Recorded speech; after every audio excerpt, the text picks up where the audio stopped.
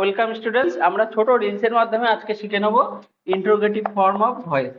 এবার তার অনেকগুলো ভাগ আছে। আজকে আমরা যেটা শিখবো, যদি ডব্লিউএইচ ওয়ার্ড না থাকে, বাক্যের প্রথমে অক্সিলারি ভার্ব থাকবে, তারপর সাবজেক্ট থাকবে, কোনো হুইচ হোয়াট এগুলো যদি না থাকে।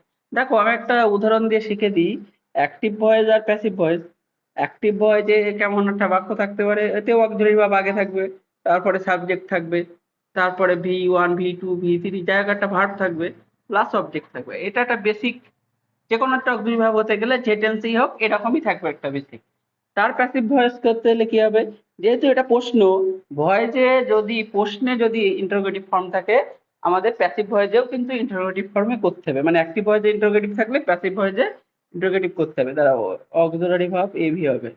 তাহলে আমার এতেও অক্সিলারি ভার্ব আগে যাবে, প্লাস অবজেক্টটা যেহেতু আগে আসবে আমরা জানি, অবজেক্ট আগে আসবে, সাবজেক্ট পরে যাবে, plus auxiliary verb plus verb সবসময় ভিতরি হয় আমরা জানি, প্লাস বাই প্লাস সাবজেক্ট। এটা একটা বেসিক নিয়ম, এটা তোমরা জানো। শুধু অবজেক্ট আগে যাবে বা সাবজেক্ট পরে যাবে, এই ফর্মুলাটা তোমরা জানো।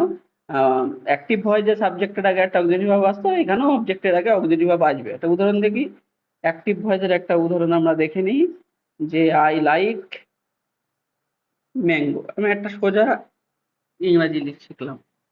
এবার এটা যদি আমি প্রশ্ন করতে হয়, তাহলে আমি এরকম লিখতে পারি, ডু আই লাইক ম্যাঙ্গো। শেষে জিজ্ঞাসা চিহ্ন। তাহলে আমি যখন, মনে করো ডুটা নেই, প্রশ্ন নেই, তাহলে আমরা কি করতাম, I like mango, mango is liked by me. তাহলে এখানে ম্যাঙ্গোর পরে ইজ আনতাম। তাহলে প্যাসিভ ভয়েসে কি করতে হবে, ওই ইজটাই আগে লিখতে হবে। Is mango, is mango liked by me. আশা করি বোঝা গেল, একদম সোজা।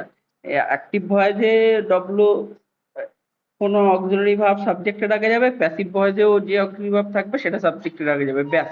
এছাড়া কোনো নিয়ম নেই। পরের রিলসে আসছে ডব্লিউএইচ ওয়ার্ড থাকলে কিভাবে করতে হবে।